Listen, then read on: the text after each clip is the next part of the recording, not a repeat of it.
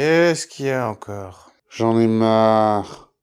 Quoi, de tes cheveux? Bon, c'est sûr que la calvitie, c'est pas marrant, mais on n'y peut pas grand-chose, hein.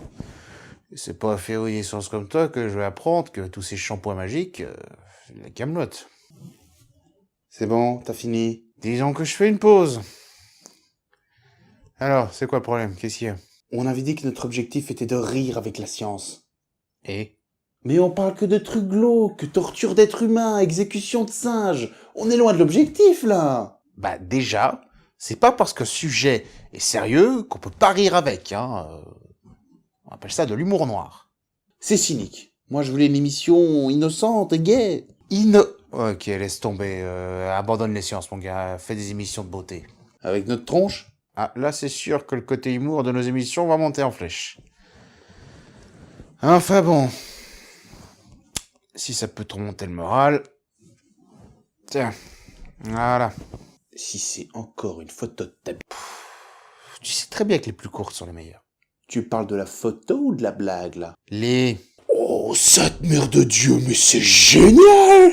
Eh ouais.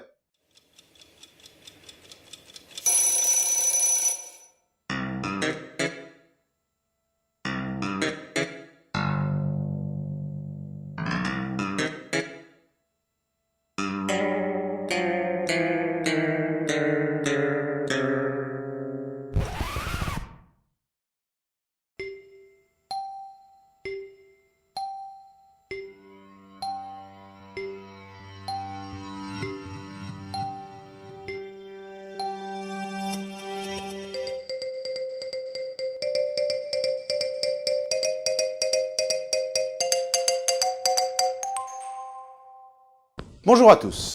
Genre... Ok, donc tu comptes rester là toute l'émission? Ouais.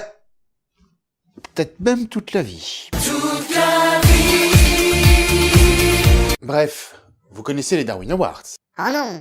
Quoi? Des tas de youtubeurs ont déjà parlé de ça, c'est ultra convenu, on n'en parle pas. Puis ça n'a rien à voir avec la science, ce truc. Oui, je sais, mais c'était juste pour introduire un autre prix aussi dingo, mais scientifique cette fois. J'en connais un qui est vénère parce qu'on s'est passé totalement de lui dans l'épisode précédent. Enfin soit, autant décerner un prix chaque année pour la mort, Ou stérilisation.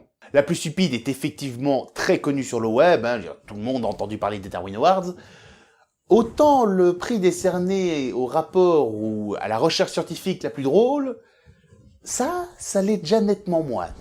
Il s'agit de l'Ig Nobel, et c'est le sujet de la vidéo. C'est bizarre comme nom. Un jeu de mots avec ignoble et Nobel pour les articles scientifiques drôles.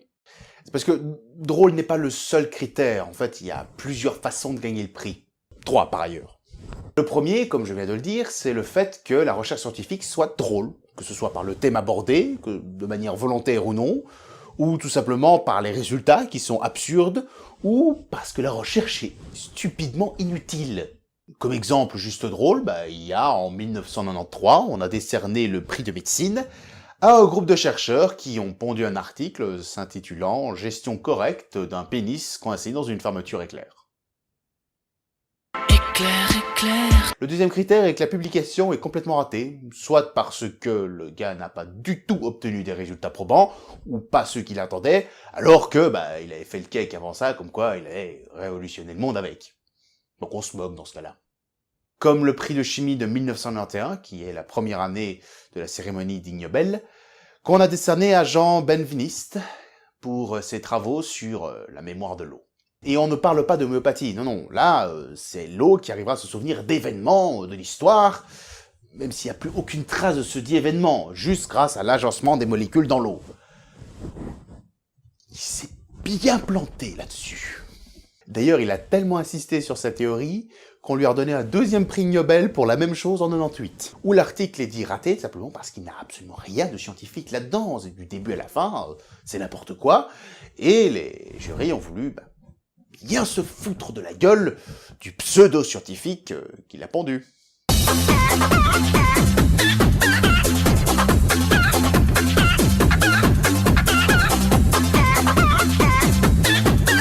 C'est le cas par exemple du prix de littérature de 91 décerné à Erich von Däniken pour être l'un des fondateurs de la théorie des astronautes modernes.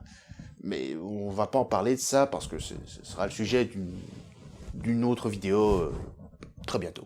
Le troisième critère dont s'inspire plus le jeu de mots ignoble, c'est le fait de critiquer un événement ou quelque chose de grave qui s'est passé récemment, qui a quand même un léger rapport avec les sciences. Et quand je dis récemment, on va pas filer un prix Nobel de la paix à Néron pour avoir foutu le feu à Rome, quoi. Voilà. Par contre, la première année de cérémonie, on a offert le prix de la paix à Edward Teller pour avoir inventé la bombe à hydrogène. Le but des Ignobel n'est pas que de se marrer, hein. Il y a aussi le fait que ils veulent qu'on réfléchisse un peu aux sciences grâce à ça. C'est pour attirer l'attention sur des recherches parfois utiles. D'ailleurs, c'est pas des crétins qui gagnent les prix Nobel, hein. On se moque pas d'eux, on rit avec eux. Bon nombre des gens qui ont gagné un prix sont allés à la cérémonie pour le récupérer, fiers d'eux en plus. Et chaque année, après leur remise des prix, ils vont faire une conférence au MIT pour parler de leurs travaux.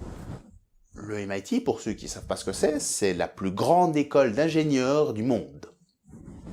Donc voilà, c'est rigolo, mais c'est quand même pris au sérieux. Comme je l'ai dit, les lauréats sont pas des cons. Je suis con, par raison.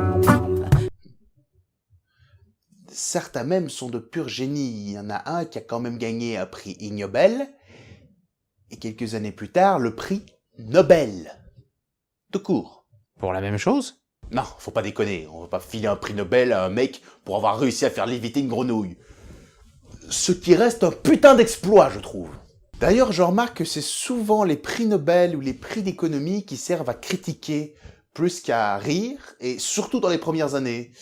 Par exemple, en 96, on a donné à Jacques Chirac, qui est pas venu le récupérer bien évidemment, un prix Nobel pour le féliciter d'avoir relancé les essais nucléaires français dans les îles Pacifiques, la 50e année d'anniversaire d'Hiroshima et de Nagasaki. Bon, voilà, aujourd'hui j'ai envie de parler d'un thème calme, rigolo, pas sérieux, et vous montrer que les sciences, c'est pas du spectaculaire. Parfois, c'est juste du simple, basique. Simple, basique. Et bien starbé.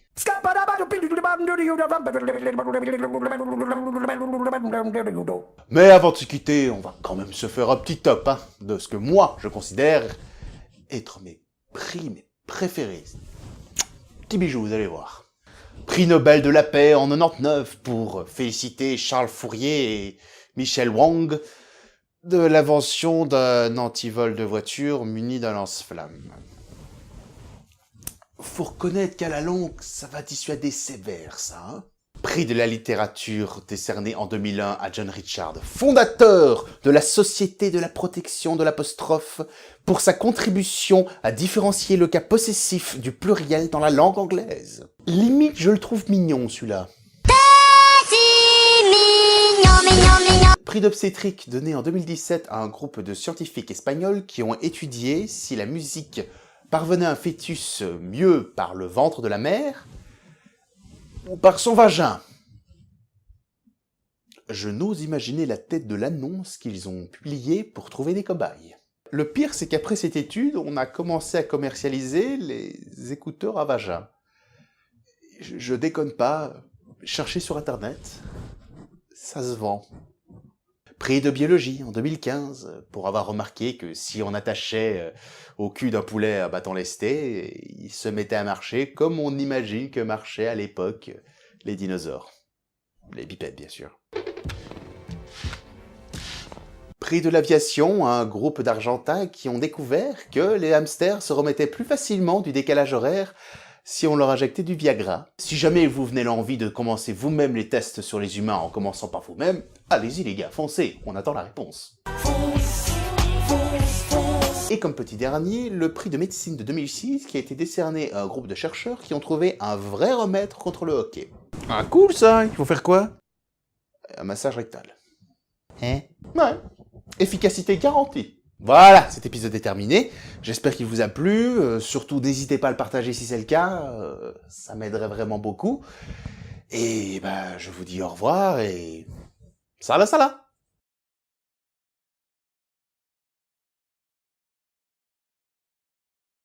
Chocolat.